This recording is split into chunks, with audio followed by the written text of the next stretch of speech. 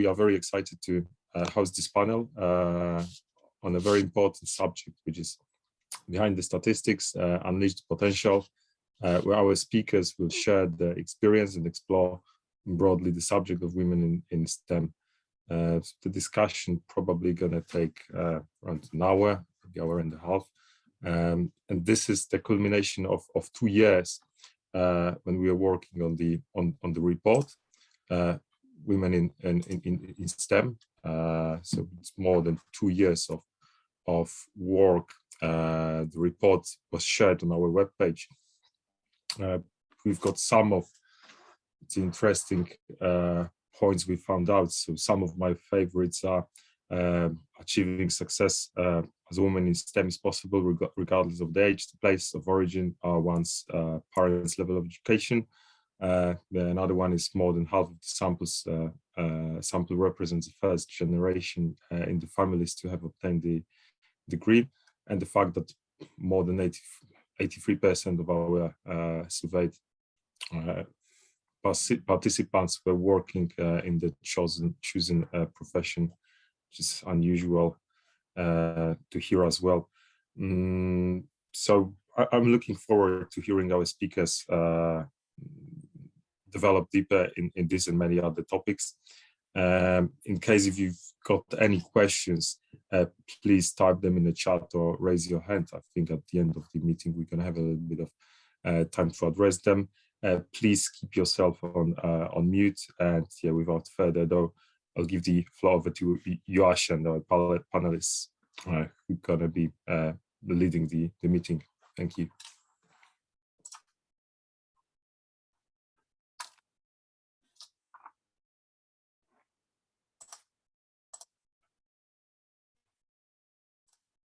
You're muted, Joanna. Okay, is that better? Can you hear me now? Thank you. Okay. What I wanted to do is I'd like to ask the panelists to tell us about the reason why they went into STEM, the reason why they chose this specific part of the career, and actually what they do now as a way of introducing themselves.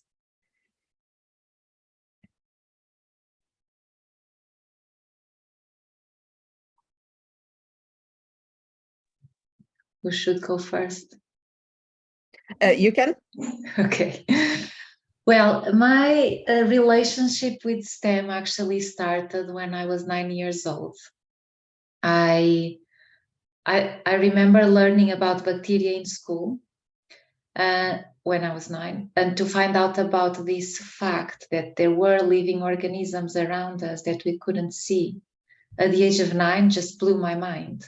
So I became so fascinated and intrigued by these invisible organisms that I really actually decided that I wanted to become a scientist, you know, back then when I was 9. Of course, it was hard to maintain this motivation. I come from a rural place in the north of Portugal.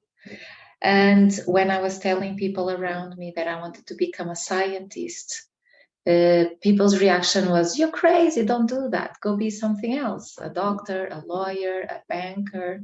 You know, those professions that people know and understand. Science, you know, living in the middle of green mountains by the river where, you know, you can just wake up and hear the birds sing. Science was not part of our daily lives, and not even higher education. So I grew up hearing these, "You're crazy, don't do that," from 9 years old up until I was 18, when I did eventually decide to pursue my passion and be true to myself and study biology, to then become a microbiology.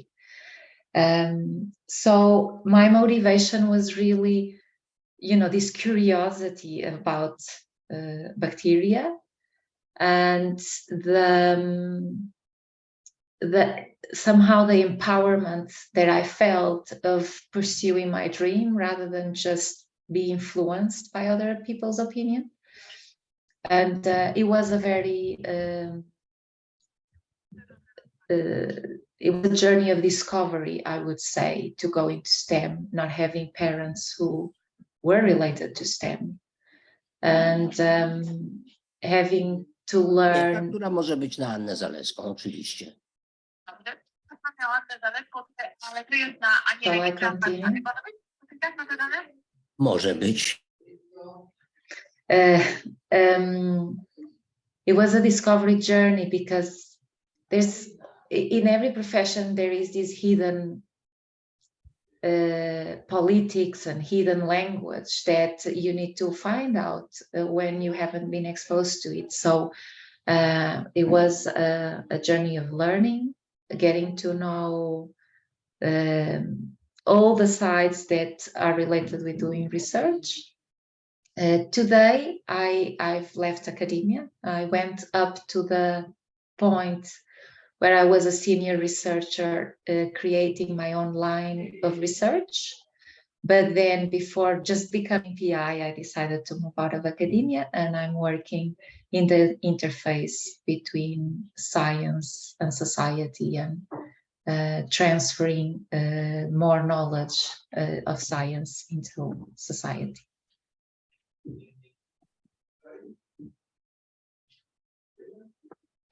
Maybe I can carry on Joanna's story ahead. because we have some similarities as well. I was growing up in a very small town in Poland, not in Portugal, so there was no beautiful northern Portugal sites, but rather a smaller village. But for me, sort of as a child, I was always curiosity driven. I love to explore. I love to watch as well, like different insects or animals. But the idea of being a scientist didn't come to me until probably I was already at the university. I think before that, I had just no idea that actually scientist is a profession per se. Like I didn't see that you can get into it that easy because no one in my family or around me had that job or was in sort of surrounded by scientific discoveries or even went to university. So it was a very different perspective when you grow up and you don't have that role model. And once I started university, I sort of realized actually you can do research and you can be part of it. And that was very exciting. So I spent probably like the last 10 years at the different research institutions in the UK, in Canada, in Spain, sort of discovering my place as a scientist and sort of what I enjoy doing. Similar to Joanna, I'm now in a biotech company.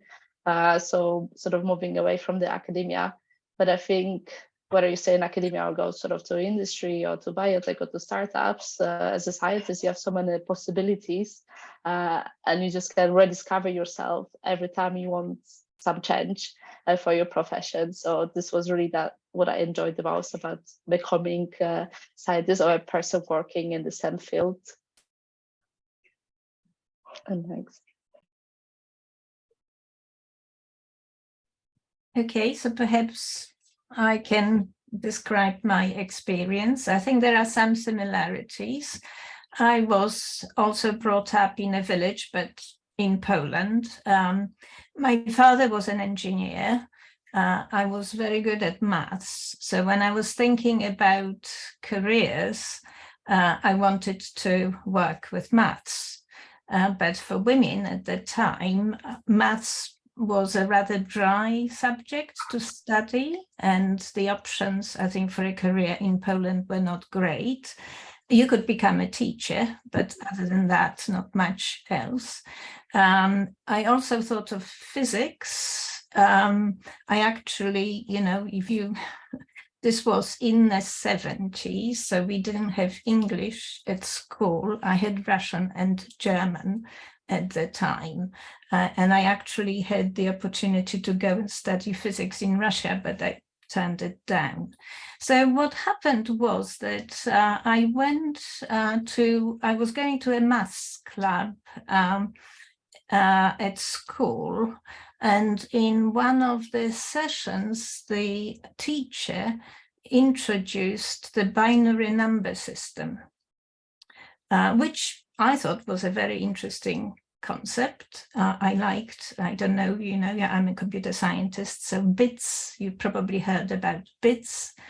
and she was explaining how you can represent numbers, to digital numbers using bits.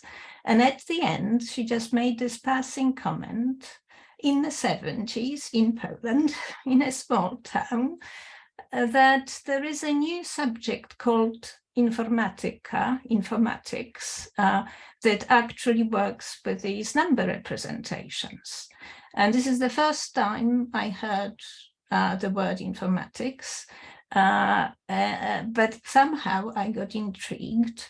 So I went to the library in the town, and I found a definition of what informatics is. And it mentioned things like there are programming languages, and it mentioned a programming language called ALGOL. This was in the 60s, but of course not very well known in Poland. And it had a bit of code, and it used words like if, then, else. Okay, I didn't know any English at that point, but I just liked the idea. It was a mathematical subject, and I decided to sit an entrance exam to study computer science at the Jagiellonian University in Kraków. And of course, I then, fell in love with the subject. When I went to university, in those days, you had to continue the languages, foreign languages that you had at school. And we had Russian, so I had Russian for probably something like 6 years, and 4 years of German.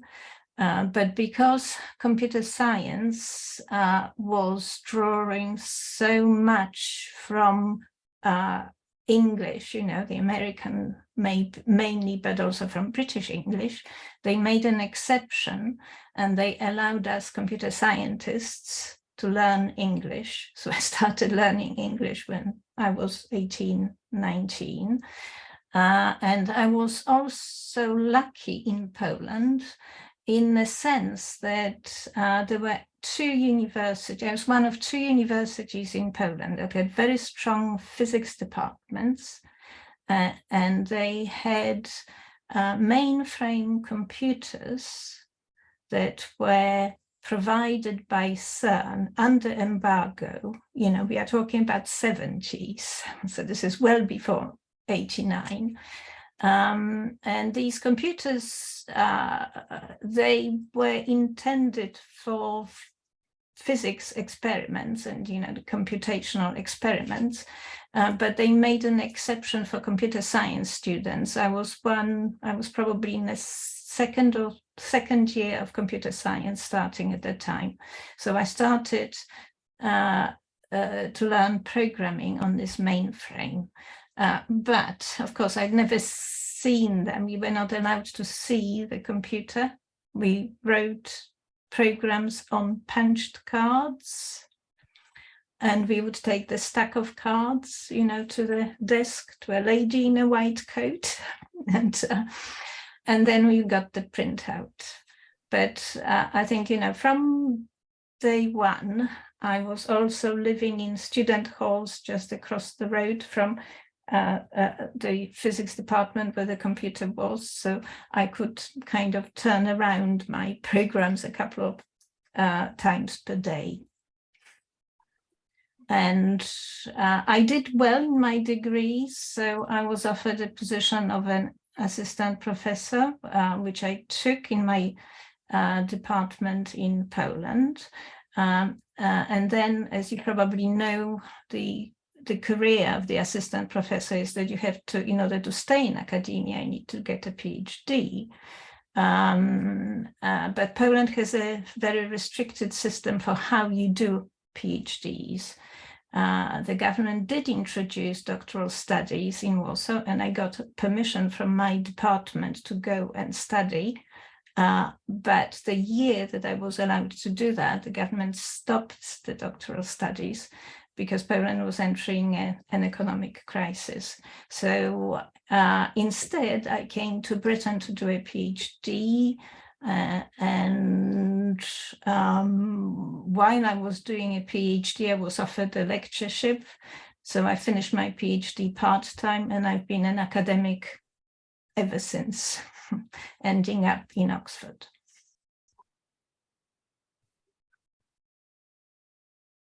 Nice, thank you. So it's my turn. I'm really pleased you started First Ladies, because my story is absolutely very different.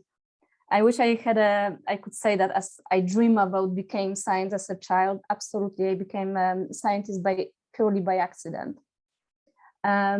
So when I was growing up, well, as a really little girl, I was dreamed to be dancer or actress, and I seen my connection. I mean, my life connected to music, but luckily the sense somewhere came to that. I mean, the common sense came to point where I have to leave something somehow, and music might not be the stable income. And when it came to university, choosing the university, again, I chose something that totally purely by accident, because my older sister was in the same town.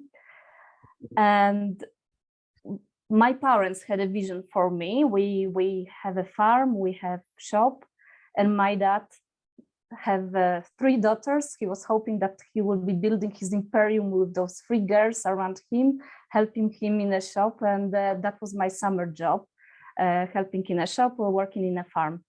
But I knew that wasn't the life for me. I knew there is something somewhere else, that's something beyond those the strawberries plants. There is something different. And I applied to university, to the quality control department in the food industry. And frankly, at the time, I had no idea what I will be studying. Seriously, for the first 2 years, whenever someone asked me, what are you doing? I was really almost embarrassed to explain what I was doing. But what I learned, okay, I said, I'm here in that situation, so let's take the most of it. And I went to my first Erasmus Students Exchange. I landed in Greece, and I landed in Greece in the biggest strike ever in the history of Greece, where it was a catalepsy time, where students went on the street for a year. They were striking because of the change in the student status regulations, etc. And because all the university were closed, I was sent to the lab, working in a analytical chemistry laboratory. And then what I realized that actually, this is actually maybe what I need. I mean, science, it's such a transferable skill. I mean, the things that I can do with it, I can work around the world, I can explore, I can travel, I can learn, because every day it's a different. I knew I didn't want to have a routine work. I knew I didn't want to be in a small place. And suddenly I realized that working in a different laboratories gives me the freedom of traveling, meeting fascinating people, and I can learn every day. That was something that drove me later to take next steps, next scholarship, because I was just stubborn and I really wanted to learn new things, and I wanted to discover, I wanted to connect my profession with traveling. And I actually managed, because now I lived in 7 countries, and I believe I still haven't finished. I still got a few more to explore. I live in between 4 countries now. I've got home, family, my heart is in one place, my brain is different place. Even tonight, once we finish, I will be moving from Brussels to Paris. So actually science wasn't the objective for me per se, but science gave me the freedom to create the life I always even didn't know I can dream of.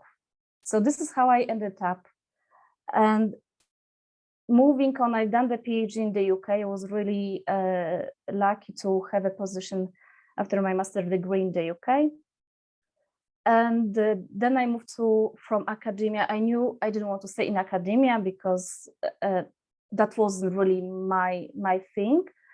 But what I knew is there is a really big room to be the bridge between talking to scientists and work for the industry. So what I love is the applied science. And today, this is my role in my current job. Whenever I put in recommendations, I give freedom to I give options to the business in terms of the food safety and food quality. My role is to bring the science behind the recommendations we're putting.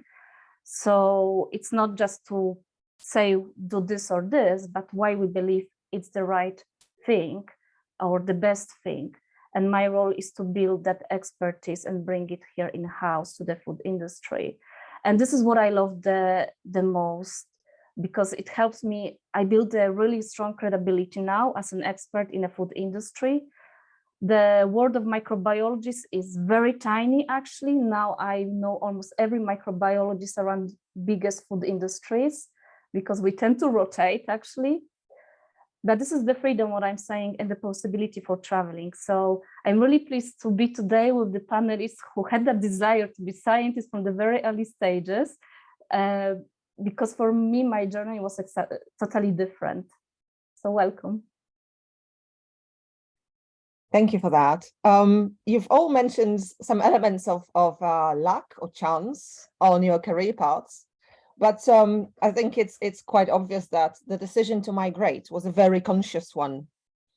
In the report that we've written, very few respondents say that they regret migrating.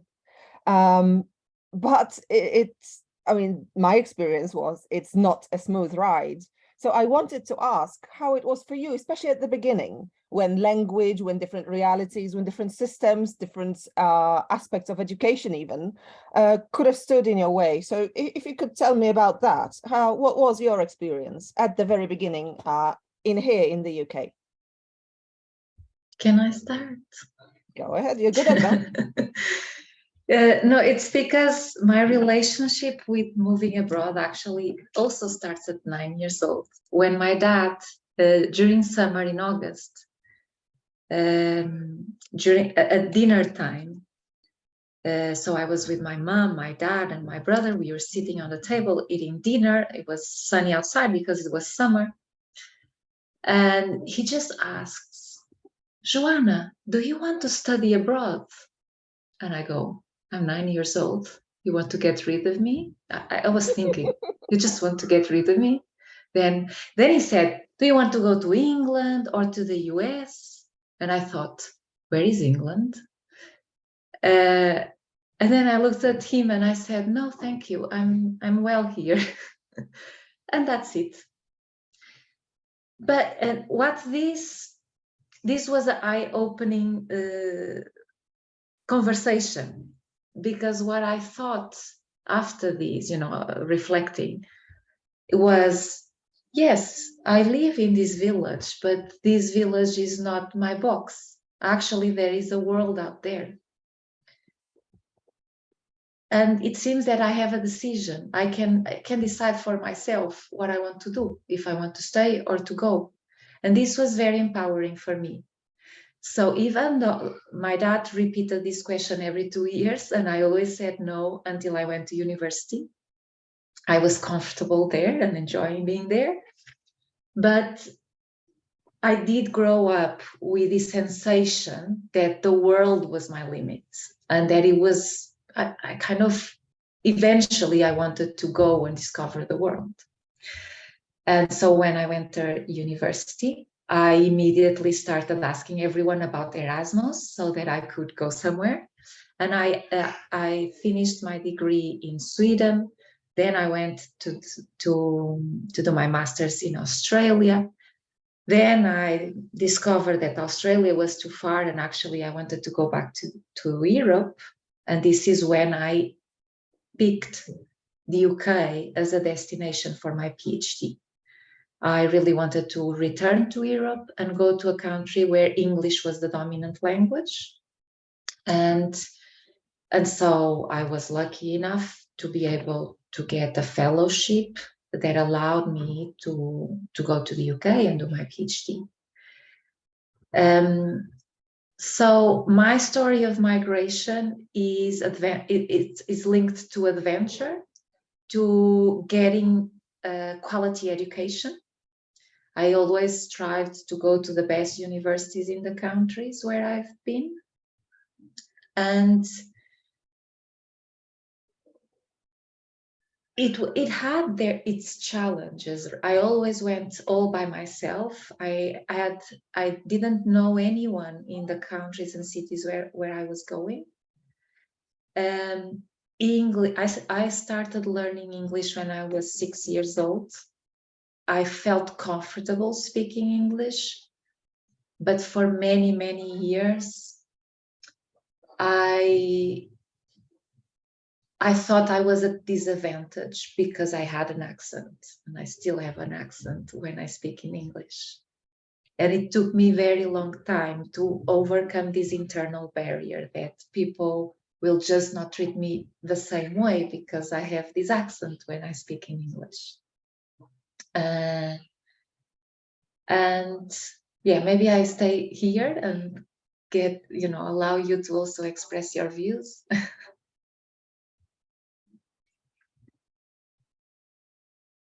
I can follow as well.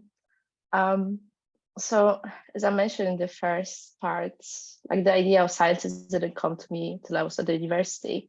But actually, when I was in high school and I was kind of deciding on which degree I should go for, back then everyone would tell you like you should study medicine or law, something that could give you a proper job.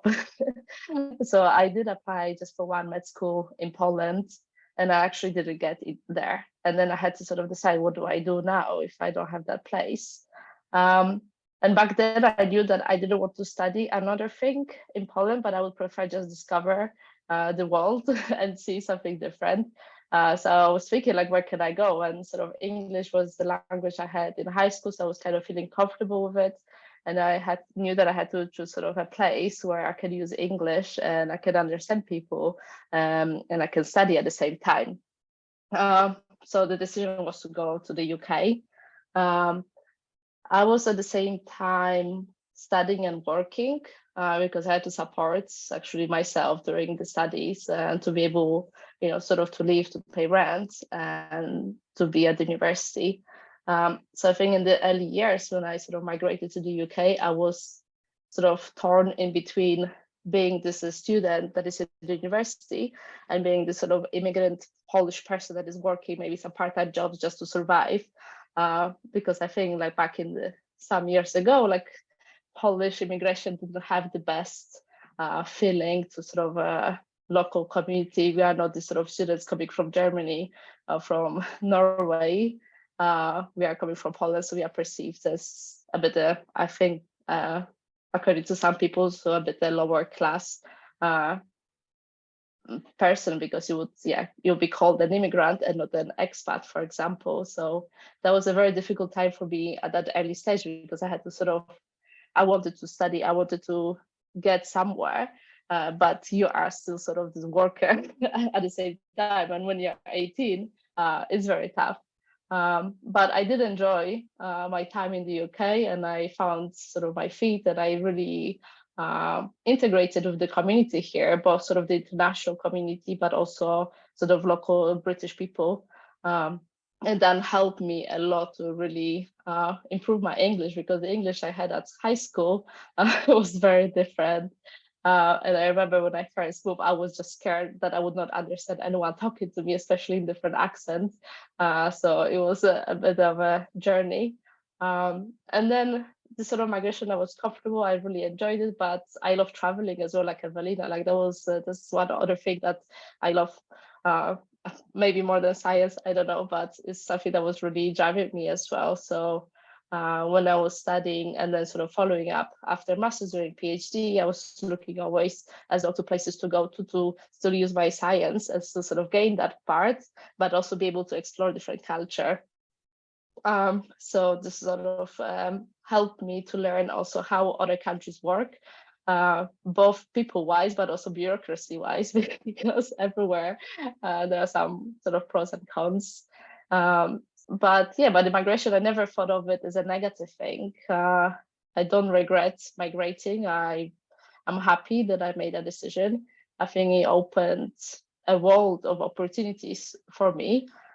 It is a challenge because you are far away from your family, and you are far away from having sort of your family support, especially now maybe I feel it more when actually we are starting sort of having family and you don't have the grandma to help you with your daughter. So it's sort of, you see sort of the cons of the migration more now than as a student. But yeah, I don't regret migrating. I think it was a great decision, and UK has so many opportunities that is open to everyone, that I'm happy for it.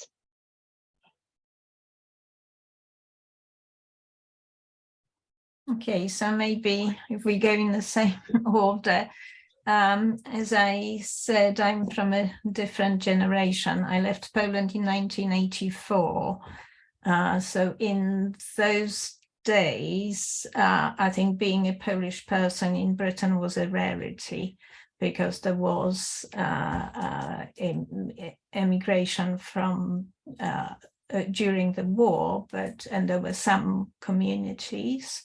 But I think, you know, in academia, for example, there were hardly any Polish people. So I was a rarity.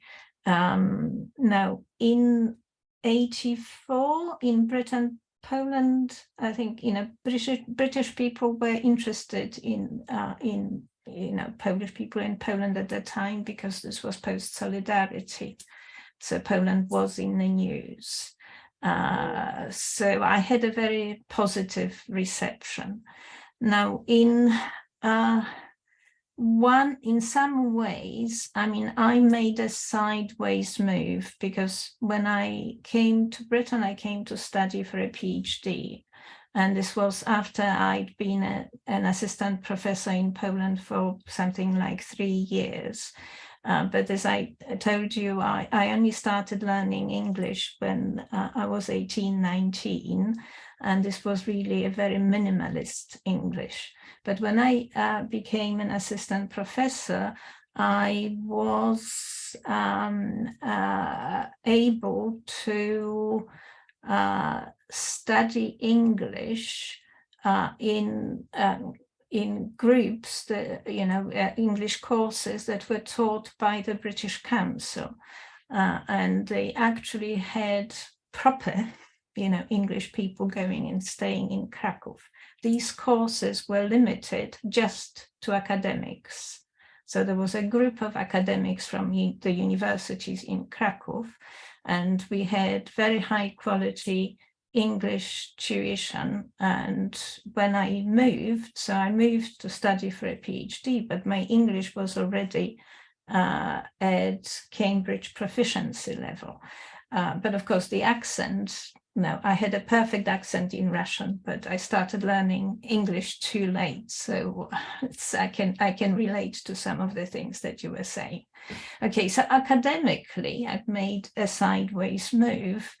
But of course, there were other reasons. I think, you know, the conditions for academics in Poland and people like me who were not from Krakow, but were working in Krakow, the conditions were incredibly difficult, to the extent that as an assistant professor, I only had a room in a hostel. So it's like a PhD student hostel. And I had a deposit for a flat, but I would have had to wait for 20 years to get a flat in Krakow. You know, Krakow was a closed city, and you were not allowed to move, you know, into Krakow, even if you had a job. So this was, you know, you had to live in a hostel. So for me, you know, the economic reason, I think, was also there, you know, in the background. But still, of course, you know, moving is challenging. I have no regrets. My husband is English, and I feel that I have benefited in many ways because I had an interpreter at home. So if I didn't understand something, didn't understand the accent of, you know, say, the builders who were coming to the house, my husband would help and explain. I think it was more difficult for people in those days, for people where, say, you know, both people in the couple were Polish, it was more difficult for them than it was for me. So I think a very different experience from, I think, your experience, but also, you know, I can relate to that, being away from the family, and especially, I mean, my daughter is grown up now, but, you know, there was a time where I think both sets of grandparents were very far away, and, you know, we just had to manage. We had to find a way to get through.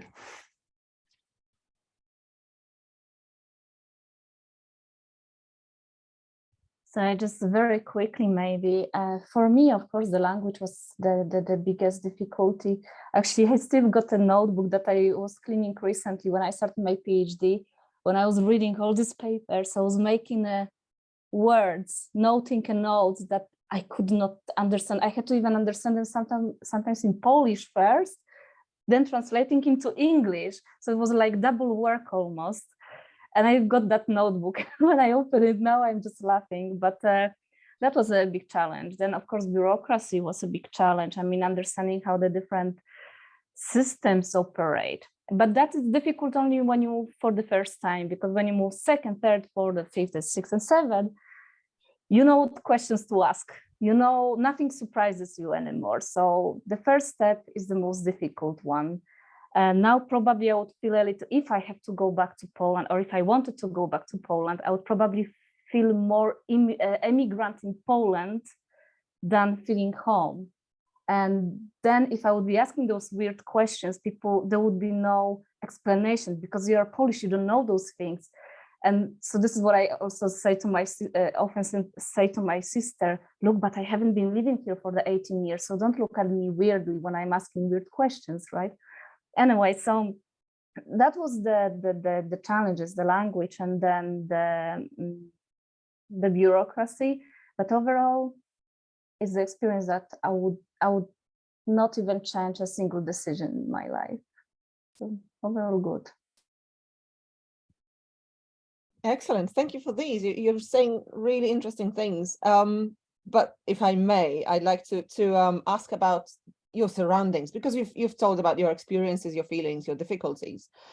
But what I'm wondering about, and we did ask that in the survey, is whether you experienced any kind of discrimination or harassment from your colleagues, from your bosses.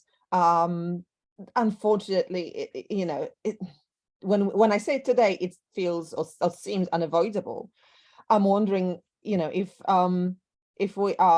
it's getting less severe, if things are moving to in a good direction, if you look at your workplaces now versus when you first started, what's the tendency in your opinion?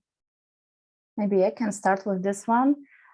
So in the beginning of my career, when I was doing the PhD, I think being Polish actually helped me to even get that position, because my supervisors knew I would be a hard worker, right? Huh. That was the interesting, and I knew that the project would be finished to the end. One thing which happened very weirdly during my career in the UK later, and I think that was the moment when I felt UK is not the place for me anymore, after 11 years almost. It was just after Brexit, when I remember the moment when I went to the office, and it was one of the weirdest feelings I ever experienced probably in my life. You walked around after the voting, you walked around the office, and I was surrounded by British then, and I felt like I'm not wanted here. I'm not wanted. That really deeply touched me. And even more, when I spoke to one of the colleagues who was sitting next to me, and she's British, and she said, oh, look, because you like, people like you and Judith was the Spanish girl in my group. You come to this country, you don't pay for the education, and I have to pay for the education more of my kids, and you take the job of my kids. That was once only I heard the negative comment or comment towards me coming as from different country. But that was actually enough for me. I mean, what I said, look, now no one does nothing, no one doesn't stop your children to study to be microbiologist, right? There is lots of opportunities there. So that was when I was in the very beginning of my career journey. Now, when I'm going more and more senior, more towards management, nothing. I mean, actually, I introduced myself as a Polish, and I use as an attitude, as an extra asset, I would say, because it brings a diversity to the team, brings a different dynamic. And I am seen as an expert. Doesn't really matter where I'm from. What it counts is my expertise. So today at this level, but I had to go through that mindset also in my head, because for a long time I was feeling, oh, I'm from Poland, so I don't have the equal rights, right? I'm a guest. Now I pay taxes, I contribute, I'm creating home in the place, so I've got equal rights. But it was a long journey for me.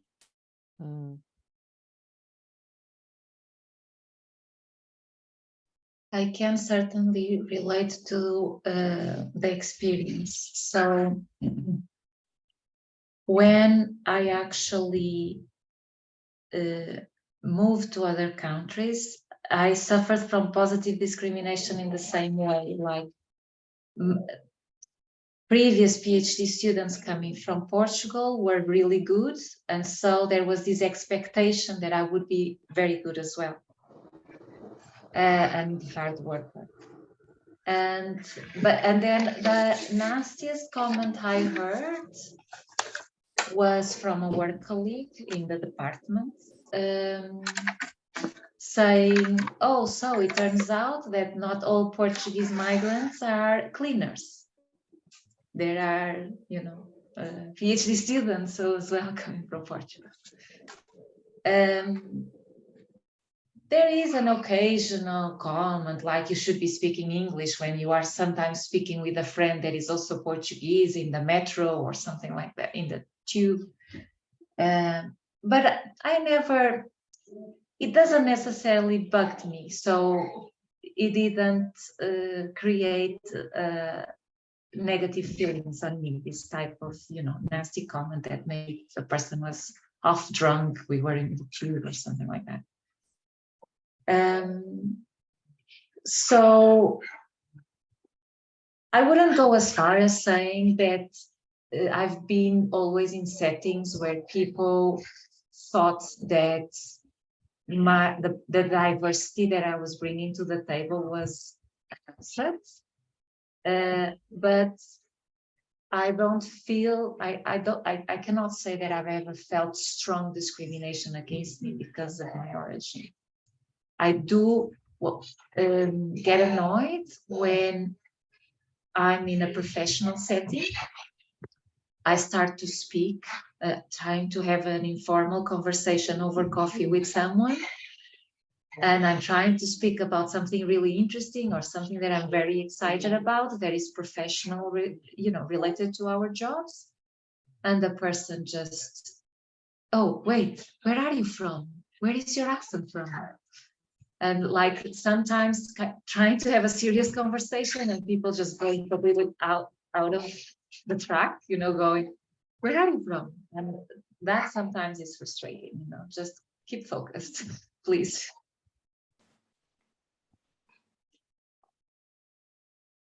Okay, so maybe I will sort of give you a perspective from the 80s.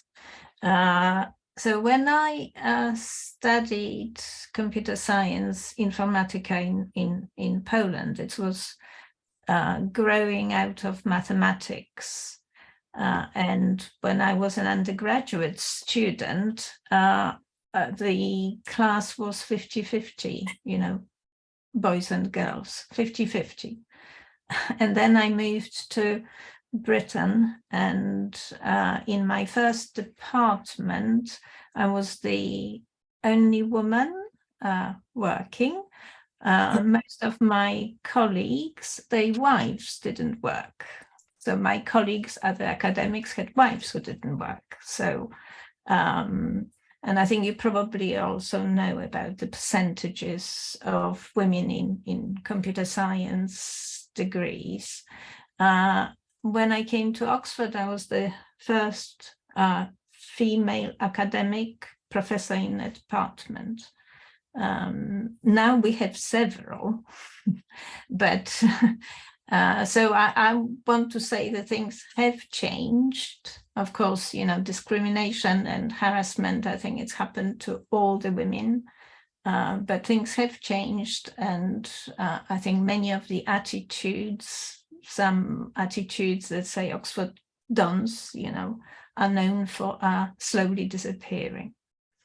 So the, you know, workplace is more positive now. I can just add as well, sort of the academic environment I was surrounded with was always very international. So I never had experienced myself sort of feeling of discrimination because of nationality.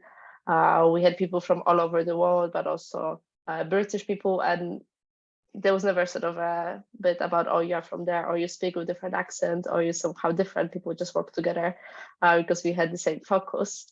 It was very different when I was sort of, as I said, starting in the UK and also working part-time, but it's also because you meet different people in those sort of jobs outside of academia. You meet people that, you know, might not have education and might sort of read the news and have sort of different opinion about people from different countries, and they might react differently to you just because you're from Poland or from another country. But I think it's more sort of lack of their education that is just highlighted in those moments. But yes, I was fortunate that in academia, I never had any issues because of my nationality. And also because of my gender, I've never felt that because I'm a woman, I don't have the same opportunity. I've worked both with bosses who were male, but also female.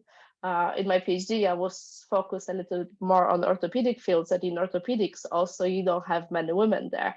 It's very male populated, but I felt actually that being a woman was kind of a benefit to me because people were just interested in you because you were different and they wanted to hear from you. So I enjoyed that because you can really get a lot just by being different as well, because people want to hear from you what you're doing, why you're doing, and they want to help you. And I remember in my PhD, my supervisor, who was a clinical person, he was the orthopedic surgeon, and he was super supportive for me as a person, like always sending me away, kind of giving me contacts to his colleagues.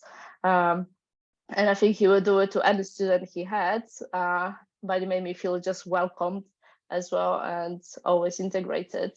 Where there is some discrimination, it can happen, and where I think it's just sort of a personal thing of who you end up working with, and you just have to try to avoid the sort of toxic people because they are everywhere, whether that's UK, Spain that I've been to, or Poland.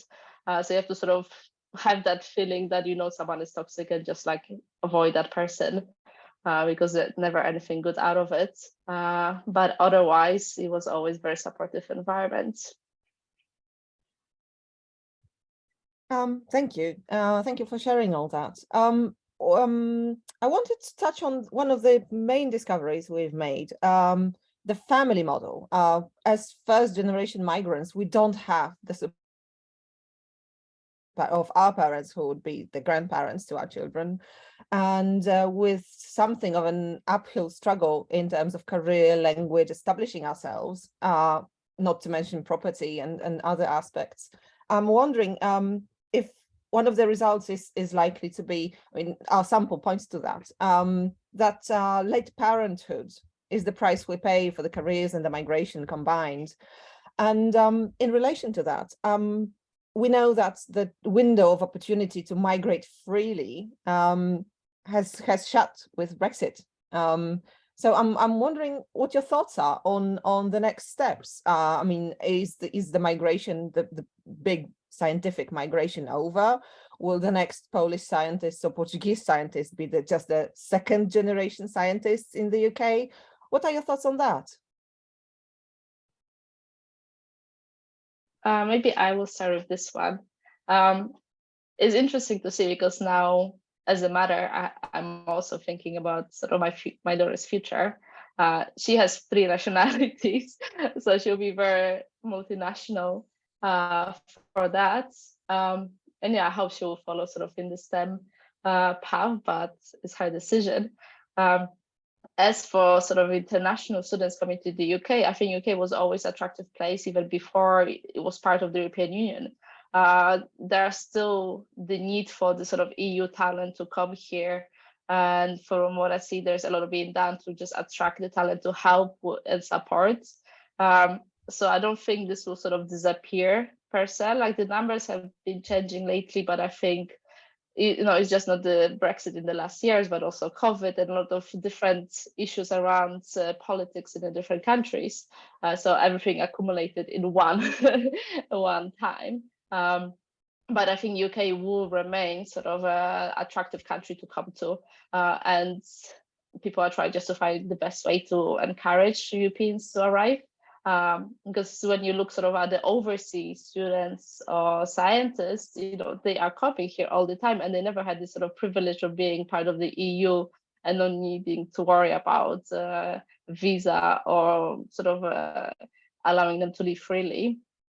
So I think this will sort of change and enhance. And yeah, and with the parenting, our next generation of children, because we are sort of this multinational people, we have multinational families, they have the opportunity to sort of go and live and work and study sort of in many different countries. So this is a great benefit for them being this multinational child, because you don't hold just one passport, you have multiple passports. So you are both open sort of to the UK opportunities, but also to the European opportunities. So this is a great benefit for the next generation that's been born here or in general in foreign countries.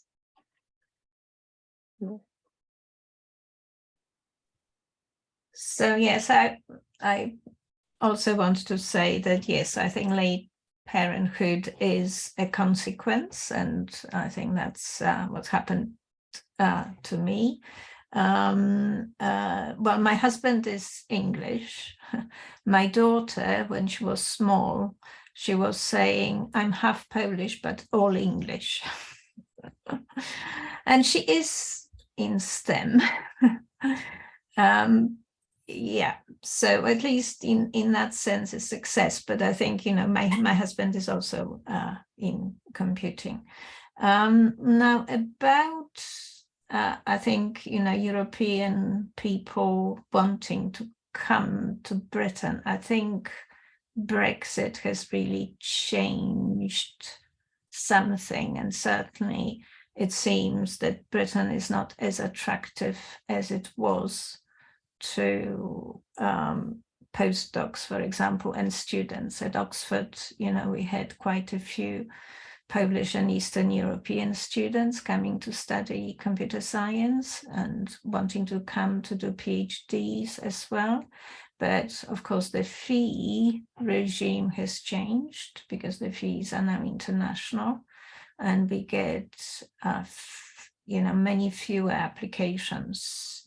And the same applies, for positions. So something has changed. I think, there is just a barrier of having to go through the, visa and pay for the visa. If, you can just go and work in, say, France and Stockholm, and you know that you've got the Schengen, visa arrangement.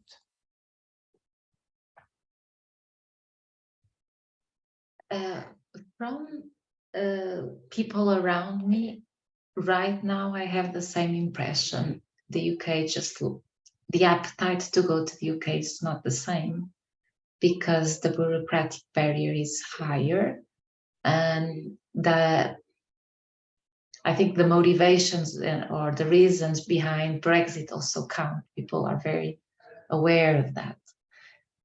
I'm not sure, maybe this is a bump, like people, because this is really fresh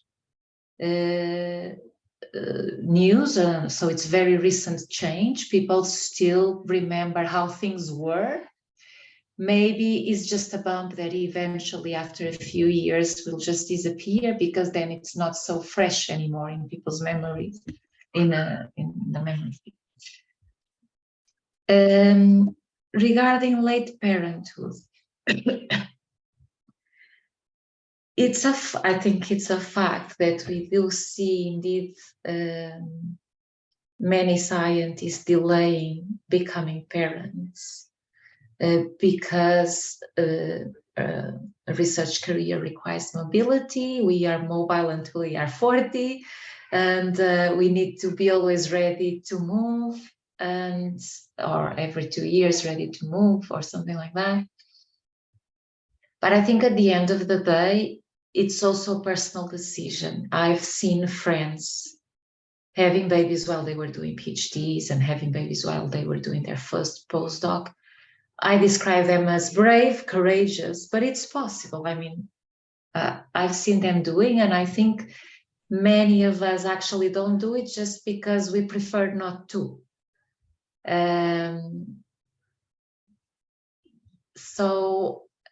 So maybe, you know, if we look at other very demanding jobs, maybe we see the same trends. I think that's what I'm trying to say, that maybe it's highly educated women tend to wait for certain circumstances to exist in order to have babies. But I think it's the personal and conscious decisions we make. Of course, you know, some of us might also have troubles in keeping the relationships because we just want to be on the move, and maybe the person we like is not ready for that, or something like that. And so sometimes I think a research career has a stronger impact in maintaining relationships than actually interfering with our decision of becoming a mom. But, you know, this is just my opinion, my perspective. Yeah.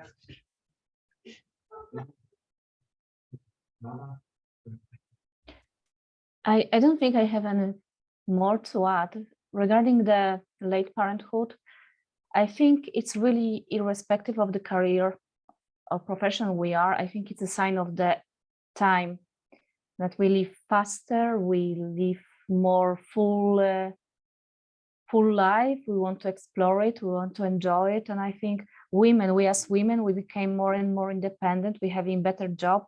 It's not that we are putting ourselves, or we decided to be getting into the relationship because man is the provider.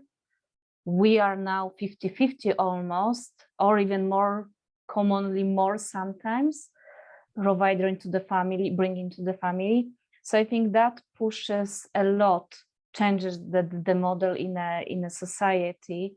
And I think that's for psychologists, for everyone, it's a big topic to be discussed, because of course we are not getting any younger, right? At the same time, nature is nature. We cannot really change it, although we are doing better and better in medicine. But I think it's irrespective of the career or the profession we are, it's just a sign of the times and the fact that we as women are more independent, and we are not relying on men as a sort of provider of the family. That I think that's a natural thing that's happening currently. Right, thanks for that. Before I had the voice to the audience, is there anything that you wanted to add? Anything surprising or unexpected that you found in the report? Something you wanted to comment on, perhaps?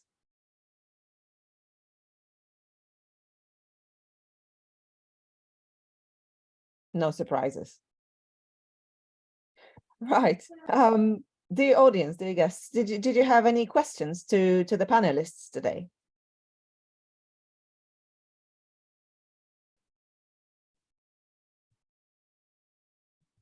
I do, if I may. Go Thank ahead. you very much to all the ladies for sharing their experiences.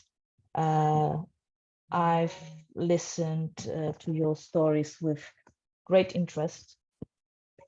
I wonder if whether at any point in your career did you have any role models, and whether it has played any role to have someone you could look up to for in advancing your career, basically. And if you had such a role model, who was that person?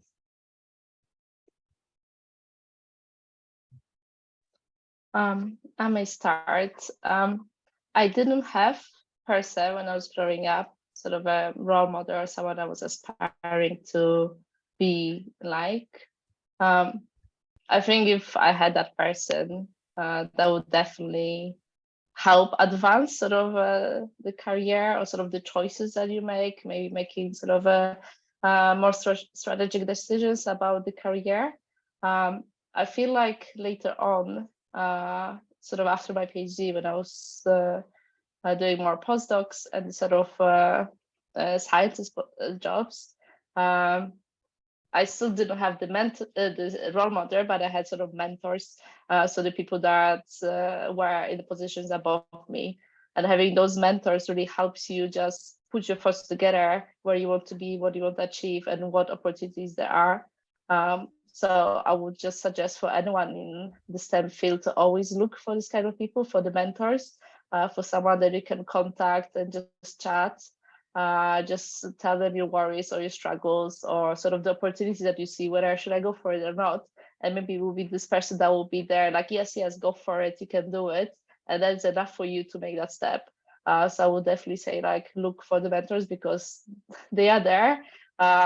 And I didn't know that you can reach out to people. And I think that was like sort of the biggest regret when I was at university, not reaching out to people because I was just not aware that it's even possible, that the people will reply to you, that they will take you seriously. So I would definitely say yes, look for them and go out to them. Right, so for me, I mean, there is one very obvious role model, but not from my time. And that's and this is also someone who emigrated, and that's of course Maria Kwiatkowska. I don't think I need to say anymore. I'm the first academic in my family, so I just had to forge my own way. And even though in Poland I was studying, sort of 50-50, boys and girls, of course, as you move up the career ladder, I think at the time there were no senior female academics in my subject, although through the English classes, I met some Polish female professors in biology. I mean, biology always, I think, had more women studying. So I mean, if I had any role models, I think it was Kwiatkowska.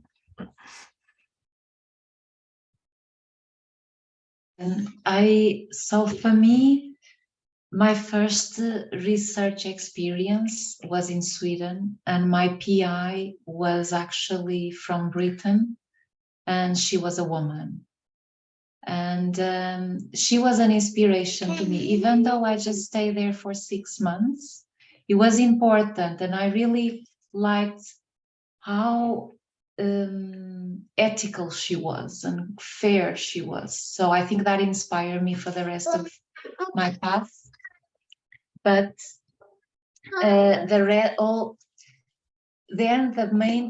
the people that were more important for me in my career and my mentors were always men, actually. But I think it made a difference that my first experience was a woman, as I had a woman as a supervisor.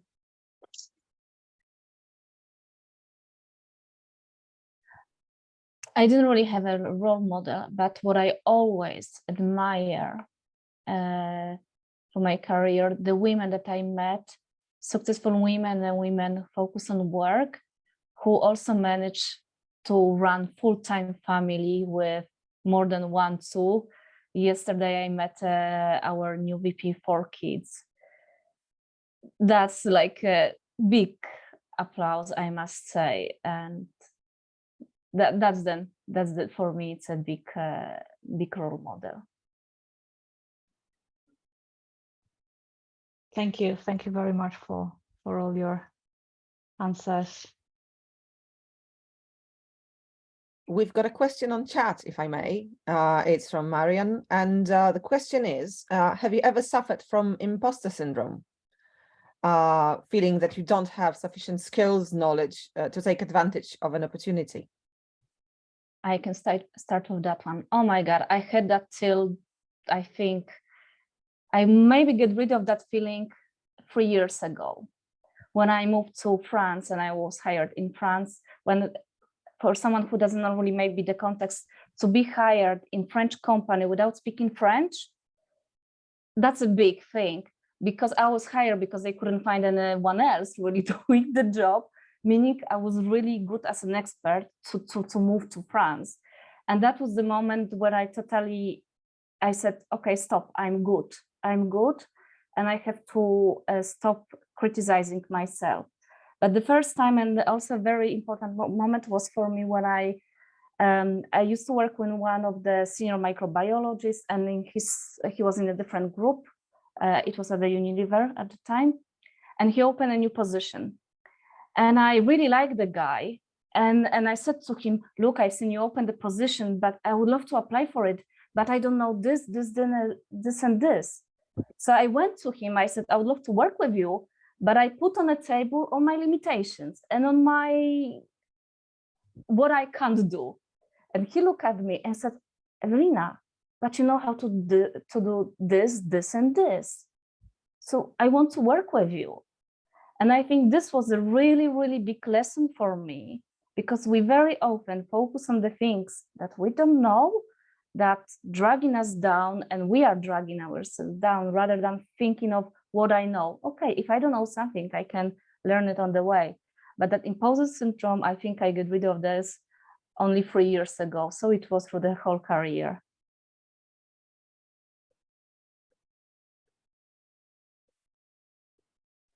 For me, of course, there has been times where I felt it, but it never dominated my decisions and my well-being, let's say. However, and linking to the next question of what advice I would give to my younger self, I think I was always very skeptical of sharing my intentions of becoming a PI. I was kind of ashamed of telling people and being bold. I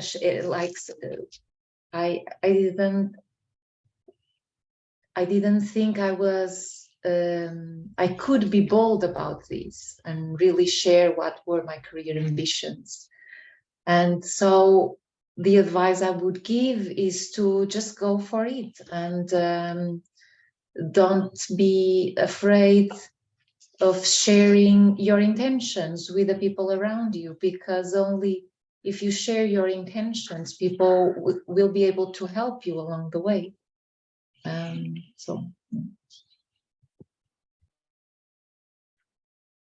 Okay, so regarding the imposter syndrome, yeah, I think most women have it. I think I have had it a few times as well. About the advice that I would give to my younger self, I would probably say just, you know, as Joanna said, go for it, and which is, you know, what I did. I think I took a risk and I was lucky. Maybe, you know, it doesn't always work out that way. But what I would say to, say, a new generation, say, you know, whether it's in Poland or not, you know, computer science is an amazing career, and it's not all about coding. And I think, you know, it's something that if you are interested in a subject that can prepare you for a whole range of career options. Computer science is great, and just look at it. I feel that women are missing out by not, following computer science and related careers. I know I'm speaking even about my own daughter who went for biology, didn't go for computer science. I would disagree with the rest of the panel that yes, the imposter syndrome exists and it's normal for everyone. And it sort of draws to the next question. It's like, because of the imposter syndrome, you might feel insecure about yourself, about the choices you want to make. So sort of the advice for younger self is like, stop listening to that part of your brain and just go for it, try it. If it doesn't work out, it doesn't matter, at least you tried. So that's the whole point of it. And there are a lot of opportunities in STEM. I think, as Marta said, it's good to have the good foundation, whether that's computer science or engineering, or some other sort of solid subjects, but you can always evolve yourself. You can always change the directions later on. So I think nowadays we don't create job for life. As a scientist, we really can change. And this is important to remember. You just see how you go and what is interesting for you at a different stage of your life. And another advice I would suggest to sort of the new generation of the young scientists is like, as I said about the mentors, it's like go and find them, go look for them. Because if you just are not sure about where you should go, what should you do, you can just chat with someone and see what options there are, or maybe they will suggest you positions that you might not even know that they exist, or sort of how you can apply your skills in positions that you just never heard about. So it's good to sort of research that and contact people to talk, and don't be afraid to do so. Like I think most of people in STEM are very friendly and they want to also sort of help around. So yes, that's my sort of advice for the next generation. Thank If you. I can, sorry, on the advice, I think that's a very good question. So first of all, be brave. This is, we all agree, be brave. But one thing what I also learned is the importance of people who are around me. I call them angels sometimes, and I've got few angels in my career or in my life stages who supported me, who believed in me, who as a mantras were saying, you are better than you think, better than. And even if I had to take very serious decision, again, moving, packing, unpacking, they said, if it doesn't work, go back here, we will be waiting here for you. So the people, importance of people who are you, avoid toxic people. If someone takes energy of you, it's a time to move on. Thank you. A word to the audience. We have time for another question or two. So think if you have one. In the meantime, for those of you who can't see the chat, we've got a comment. I've not noticed any difference in your career achievements by being male or female. The success is based on how good you are without difference in sex. You are good at or very good, and you have achieved your positions by your personal knowledge and activities. I congratulate you and any other people whose I'm not sure scientific or family position is based on their own efforts with a good result. So a very positive comment there. Have we got any more questions from the audience?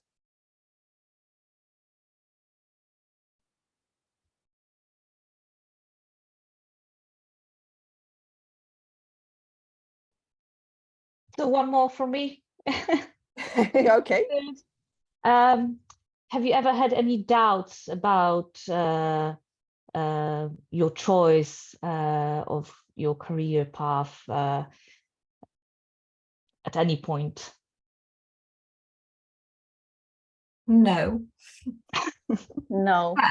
But I've changed, I've adapted, I've often adapted. So this is the great thing about an academic career, that you really, academic and the research career, you have the freedom, to follow whatever and research new ideas, and you can adjust according to, you know, what you like doing, what you consider important, you know, for applications, challenging problems.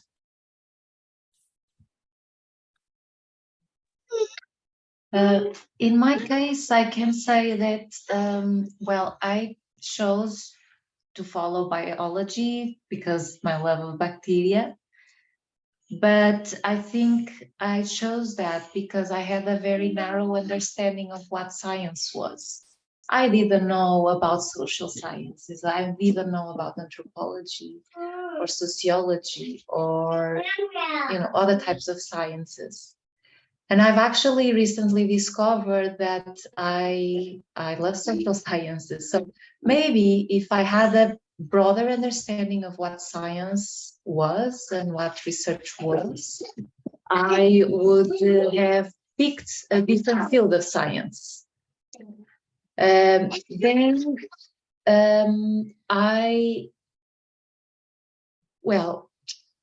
I had this dream of becoming a scientist, so I followed the path of academia, right? But eventually I did realize that I was very entrepreneurial and that entrepreneurship might have been also a suitable path for me. And I think it took me 4 years until I was ready to make the change outside academia, because I still had that thing that maybe if I leave academia, I'm going to be quitting or something like that. So I think I like the fact that now we see careers as more diverse and flexible, and that we are starting to lose this stigma about moving out of academia. It's not quitting, it's just changing. So.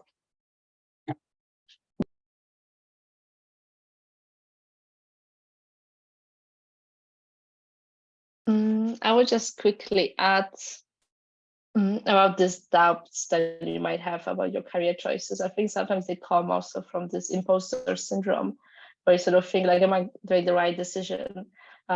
Is that the right place to move to maybe, or is the right postdoc to do, is the right research project to do? And you might have it at the back of your head, but it just shows that, you know, you want it to work, and that's why you worried. But I always feel like without trying, you just don't know what it's going to be like. So I prefer to try, even if it might not be the best thing for the career, but at the end it is, because you gain experience from everything and you have to evolve yourself as sort of the scientist and gain those individual skills that will make you different from other people. So every decision you follow is sort of a way to learn and to expand the skills and the knowledge, and then you can apply it for the next step that you will make. So I don't think I have any sort of regret for the decisions I made. I might have doubts when I make them, just because I'm a human being, so I'm just worried. But I think it's just a normal part of decision making, whether that's about your career choices or whether that's about starting family, about going back to work after maternity leave, whether it was long enough or not. Should I go back to work because the care cost is so high? Like, what's the point? So you might have all those doubts like driving all your decisions in your life. And this is just normal part of it.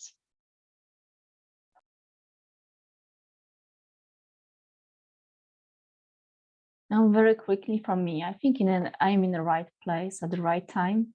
So none of the decisions would be changed. So I'm really pleased.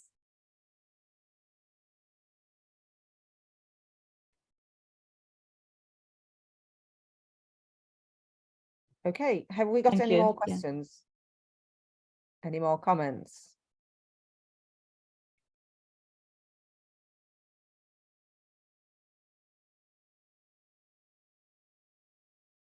Well, if not, I would like to thank you again for taking part in this meeting, to the lovely panelists and to the great audience with so many interesting questions. The report, should you wish to have a look at it or have a look at it again, is on the Association of Polish Engineers website, available to read and download. And this meeting will be recorded. So if you missed any of this, you will have the chance to see it again. So once again, thank you very much for tonight. And that's it. Thanks very much. Bye-bye. Thank you for the discussion. Bye. Thank you very much. Thank you. Thank Nice you. meeting you. Thanks for the questions. Bye. Thank you.